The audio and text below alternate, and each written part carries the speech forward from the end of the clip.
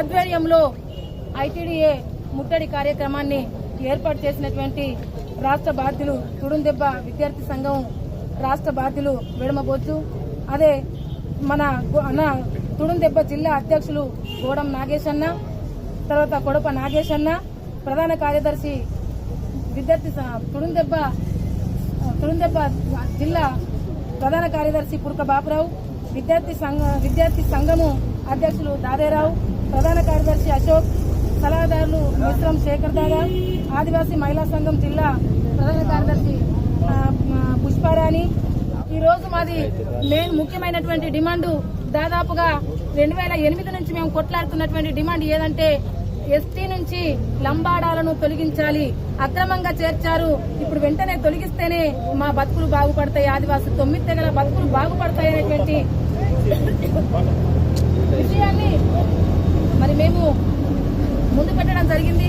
దాదాపుగా గత 2 సంవత్సరాల క్రితం మేము డిసెంబర్ 9న చలో హైదరాబాద్ 10 లక్షల మందితోటి మరి ప్రభుత్వానికి విన్నవించడం జరిగింది.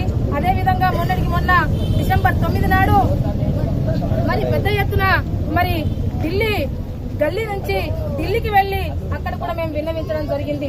మరి ఈ రోజు మేము ఎందుకు ఇక్కడ మేము కూర్చున్నామంటే, అయ్యా బొమ్మి పాతాట్, కేడ పాతాట్, సాగు కీతాట్ తాను చొక్కడు కీసి నేను ಅದು ಬೊಮ್ಮಿದ್ಕು ಪಟ್ಟಾಂಬೆರೆ ಸೀಸೇಮಂತೆರು ಮಾವ ಬೊಮ್ಮಿ ಬೇರೆ ಮಾಡಕ್ ಮಾವ ಶ್ರಮ మాత్రమే ಈಗ మైసేమంత ఇంజరే మనకు నేను ఇక వాయవలాత.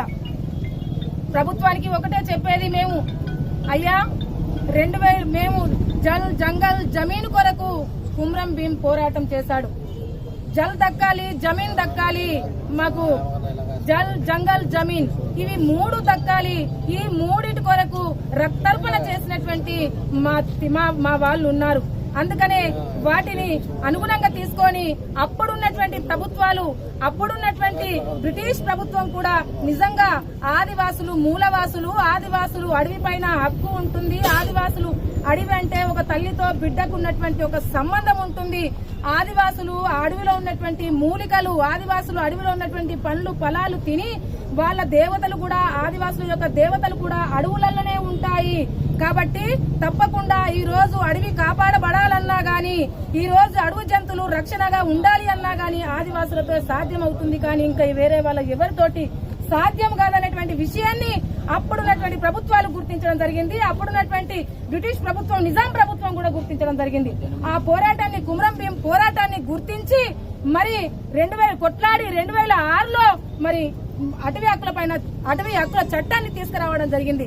దాన్ని పకడ్బందీగా అమలు చేసేసి అప్పటి నుంచి ఇప్పటి వరకు ఎవరైతే పోడు భూములు వ్యవసాయం చేసుకుంటున్నారో వాళ్ళకి తప్పకుండా పట్టాలు ఇచ్చి తీరాలి. ఎందుకంటే పొట్ట కూటి కొరకు భూమి పట్టుకున్నారే తప్ప అమ్ముకోవడానికో, లేకపోతే పరిశ్రమలు కట్టుకోవడానికో, లేక ఫ్యాక్టరీలు కట్టుకోవడానికో, లేకపోతే ఏమో చేయడానికి నా ఆదివాసీ బిడ్డలు అక్కడ భూములు కొట్టుకోలేదు. పొట్ట నింపుకోవడానికి, వాళ్ళ కుటుంబాన్ని పోషించుకోవడానికి తప్ప వేరే ఉద్దేశమే కాదు. దయచేసి ఈ రోజు ఒకవేళ ఆ పోడు భూములకు పట్టాలు ఇవ్వకపోతే మా ఆదివాసుల బతుకులు మొత్తము బజారు పాలయ్యేటువంటి పరిస్థితి అవుతుంది. అయ్యా మా దేవుళ్ళు, ఆదివాసి దేవుళ్ళు అడవుల్లో ఉంటాయి. మేము పూజించేటువంటి వంశానికి ఒక జంతువు ఉంటుంది. పులిని ఒకరు పూజిస్తారు, జింకను ఒకరు పూజిస్తారు, కోతిని ఒకరు పూజిస్తారు. ఇలా అడవులో ఉన్నటువంటి జంతువులకు ప్రతి ఒక్క వంశానికి ఒక జంతువు ఉంటుంది.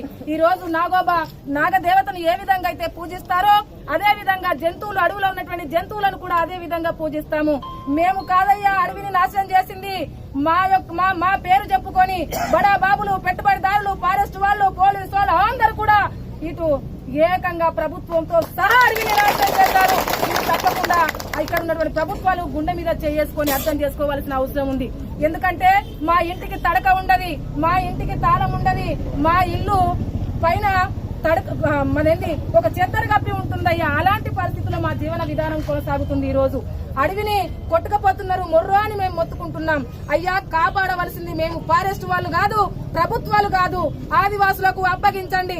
ఇప్పుడున్నటువంటి భూములకు, ఇప్పటి వరకు కొట్టినటువంటి భూములకు ప్రతి ఒక్క 9 తెగలు ఏవైతే ఉన్నాయో ఆయా తెగలకే పట్టాలు ఇవ్వండి. అడవిని కాపాడేటువంటి బాధ్యత ఏదైతే ఉందో ఆ బాధ్యత మాకు ఇవ్వండి ఆదివాసులకు. ఎందుకంటే ఇది ఆదిలాబాద్ జిల్లాలో ఉన్నటువంటి అడవులన్నీ కూడా ఆకురాలు చడువులు ఏదో మామూలుగా తీసుకొచ్చేసి సుబాబులు లేదా చింత చెట్లు లేకపోతే ఇంకేవో చెట్లు పెట్టమని కాదయ్యా, టేకు చెట్లు పెట్టమను. ఇది టేకు చెట్ల అడవి ఆదిలాబాద్ జిల్లా అంటేనే అలాంటి టేకు చెట్లు పెట్టమను. మేము లోపలికి వెళ్లి మా అడవిని కాపాడుకోవడానికి, మా అడవి దేవతలను కాపాడుకోవడానికి ఇప్ప చెట్లు పెట్టమను. ఇప్ప పువ్వుతోటి మేము చాలా రకాలైనటువంటి దేవతలకు పూజలు చేస్తాము. ఇప్ప చెట్లను పెట్టమని చెప్పండి. కానీ ఏవో సుబాబుల్ లాంటి ఏవో రకరకాలైన పనికిరాని చెట్లను, రోడ్ల పైన పనికిరాని చెట్లను మా భూముల్లో నాటించి ఈ రోజు కోట్ల రూపాయలు ఖర్చు పెట్టి ఉట్టిగా నాశనం చేస్తున్నారయ్యా. అది అసలే కాదు. తప్పకుండా అడవి ఉండాలంటే ఆదివాసులే ఉండాలి, ఆదివాసులు ఉంటేనే అడవి ఉంటుందనేటువంటి విషయాన్ని అప్పుడు ప్రభుత్వాలు గుర్తించాయి. ఇప్పుడు కూడా మీరు గుర్తించండి. మొన్న కూడా మీరు చెప్పడం జరిగింది. నేనే స్వయాన వచ్చి కూర్చొని మరి పట్టాలు ఇస్తా అని చెప్పారు. చాలా సంతోషించాం మా ఆదివాసులం అందరం. ఇక ఎన్నడో మాకు పట్టాలు వస్తాయి, తప్పకుండా మాకు బ్యాంకులకు వెళ్తే వెంటనే మాకు లోన్లు కూడా ఇస్తారు, వెంటనే మాకు విత్తనాలు దొరుకుతాయి, మా పంటలు బాగుపడతాయి, మేము బాగా జీవన విధానం బాగా కొనసాగుతుందనేటువంటి ఎంతో ఆశ పెట్టుకున్నాం. ఈ రోజు ఏర్పాటు చేసింది ఎందుకు అనగా, ఆ రోజు చెప్పినటువంటి కుర్చీలో కూర్చొని స్వయాన వెళ్లి పట్టాలు ఇస్తానంటే అయ్యా మర్చిపోయారేమో బీజీలో. అందుకనే మళ్లీ గుర్తు చేయడానికి ఈ రోజు తల్లి లాంటి తండ్రి లాంటి ఐటీడీఏ ముందు కూర్చొని మా యొక్క బాధను తెలియజేస్తున్నాం, మీకు విన్నవించుకుంటున్నాం. ఎందుకంటే ఈ రోజు మా పట్టాలు లేకపోతే, మా భూములు లేకపోతే మేము రోడ్డు మీద పడతాం. మా పోడు వ్యవసాయం ఏది, అడవి మీద నమ్ముకొని బతుకుతున్నాం. ఈ రోజు పండ్లు ఫలాలు అన్ని రకాలైనటువంటివి కూడా అందులో సేకరించి బతుకుతున్నాం. కాబట్టి తప్పకుండా ఆదివాసులకు 9 తెగలు ఏవైతే ఉన్నాయో ఆ 9 తెగలకే పట్టాలు ఇవ్వాలి. ఏ ఒక్కరు అప్పుడు మనగడ కోసం పోరాటం పుస్తకంలో మరి హైమండార్ఫ్ గారు రాశారు. ఆదివాసీ ప్రాంతాలు ఏవైతే ఉన్నాయో ఆదివాసీ ప్రాంతాలలో అడవి కాపాడాలన్నా, జంగల్ జమీన్ కాపాడాలన్నా ఆదివాసులతోటే సాధ్యం అవుతుంది. ఒకవేళ ఆదివాసేతర ఎవరైనా వస్తే అడవి పోతుంది, జల్ పోతుంది, జంగల్ పోతుంది. పూర్తిగా ఆదివాసీ యొక్క సంస్కృతి సాంప్రదాయాలు పూర్తిగా ధ్వంసమైపోతాయి అనేసి చెప్పారు. నిజంగానే హైమండార్ఫ్ గారు చెప్పినట్టుగానే ఈ రోజు మన భూములు పోయాయి, జల్ పోయింది, జంగల్ పోయింది, అన్ని పోయాయి. ఇలా నిర్వాసితులు కాకుండా చూసేటువంటి బాధ్యత ప్రభుత్వాలపైనే ఉంది. కాబట్టి ఆదివాసుల యొక్క మనుగడను, ఆదివాసుల యొక్క అస్తిత్వాన్ని, ఆదివాసుల యొక్క జీవన విధానాన్ని ఇక మిగతా జాతులతోటి అభివృద్ధి చెందే విధంగా ఆదివాసులను ముందుకు తీసుకొస్తారనేసి ఈ ప్రభుత్వాన్ని మేము కోరుకుంటున్నాం. అదే కాకుండా ఈ రోజు ఆదివాసులే మూలవాసులు, ఆదివాసులు ప్రపంచానికి వెలుగునిచ్చినటువంటి వాళ్ళు ఈ రోజు అడవి నుంచి దూరం చేస్తే చాలా రకాలైనటువంటి దారుణాలు జరుగుతాయి. అడవి ఉండదు.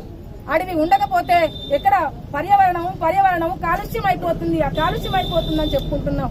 ఇదంతా కూడా ఆదివాసులు బతికి ఉంటేనే కాలుష్యాన్ని నివారిస్తారు. లేకపోతే ఆదివాసులు లేకపోతే అడవి పోతుంది, రోడ్డు పాలయ్యేటువంటి పరిస్థితి ఉంటుంది.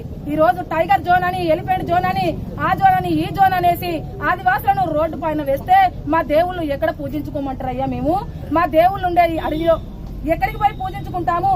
ఏ రోడ్డున మా బతుకులు ఎక్కడ? బయట సమాజంతో కలిసి బతికేటువంటి జీవన విధానం మాది కాదు. మాకు ఒక గుంపు ఉంటుంది, మాకు గూడాలని ఉంటాయి, మా సాంప్రదాయాలు వేరు. కూర్చుంటే, చస్తే, లేస్తే, పుడితే ప్రతి ఒక్క సాంప్రదాయం ఉంటుంది. ఆ సాంప్రదాయాలన్నీ ఇక్కడ ఈ రోడ్ల పైన మేము ఇక్కడ జరుపుకోవడం.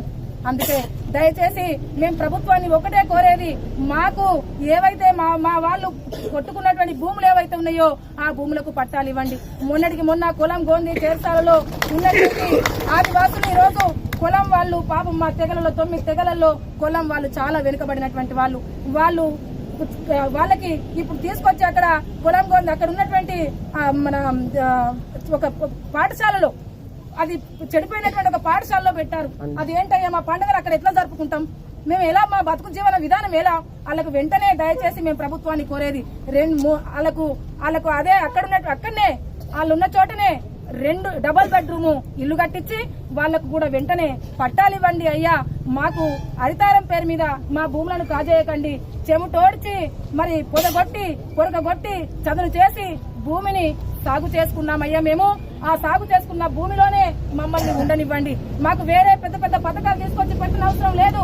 మా యొక్క చట్టాలు ఏవైతే ఉన్నాయో, మా యొక్క హక్కులు ఏవైతే ఉన్నాయో వాటిని పకడ్బందీగా మీరు అమలు చేయండి. వాటితో మేము స్వేచ్ఛగా రాజా జీవితం గడపడానికి మాకు అది సరిపోతుంది.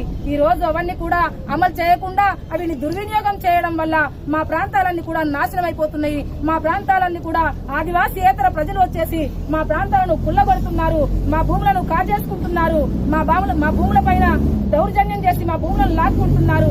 మా అన్నలకి ఇంతో కొంత అక్కడ ప్రభుత్వం ఇచ్చినటువంటి ఆ కళ్ళు సారా ఉంది, ఆ సారాన్ని ఇచ్చేసి మా అన్నలను లొంగ తీసుకుంటున్నారు. అలా లొంగ తీసుకొని మా భూములను అన్ని కూడా లాక్కోవడం జరిగింది. అయ్యా దయచేసి మేము చెప్పేది ఒకటే, మా భూములను కాజేయకుండా మాకు పట్టాలు ఇవ్వండి. మాకు సరైన టైంకు మే నెలలనే మాకు విత్తనాలు ఇవ్వండి.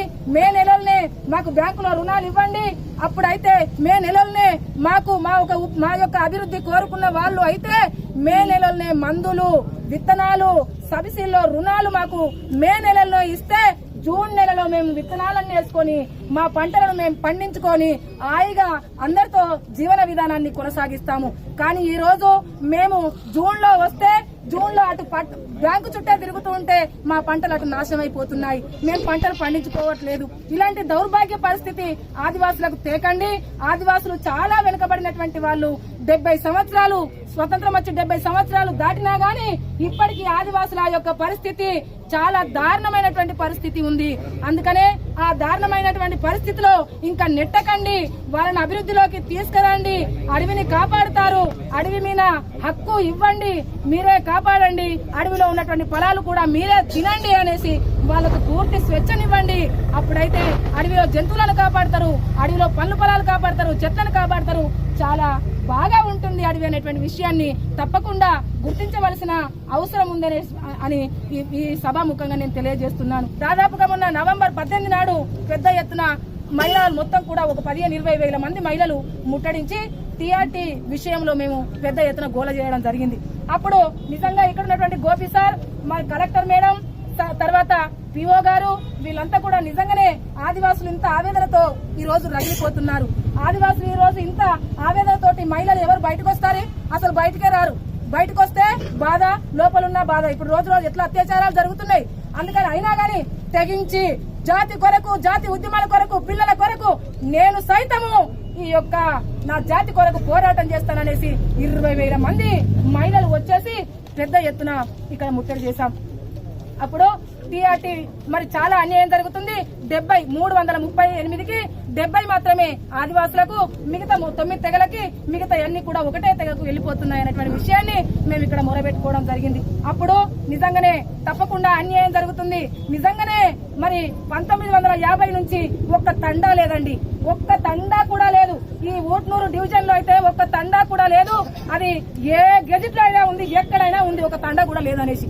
అలాంటి వాళ్ళు మరి ఎక్కడి నుంచో మహారాష్ట్ర నుంచి, రాజస్థాన్ నుంచి, ఒరిస్సా నుంచి, ఎక్కడెక్కడి నుంచి వలస వచ్చేసి ఈ రోజు 9 తెగల యొక్క జీవితాలను నాశనం చేస్తున్నారనేటువంటి విషయాన్ని కూడా మేము తెలియజేయడం జరిగింది.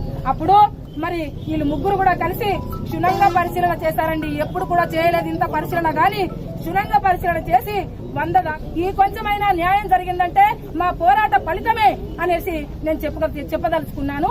రెండవది ఏంటంటే ఇప్పుడు ఏవైతే ఇప్పుడు ఆ పోస్టులను వెనుక వేసినటువంటి పోస్టులు ఏవైతే ఉన్నాయో వాటిని కూడా దయచేసి మేము కోరుకునేది ఏంటంటే ఈ 9 తెగలు ఏవైతే ఉన్నాయో ఈ 9 తెగల ఈ యొక్క టీఆర్టీలో ఎవరైతే సెలెక్ట్ అయ్యారో వాళ్ళకే ఇవ్వాలి అనేసి మేము కోరుకుంటున్నాం.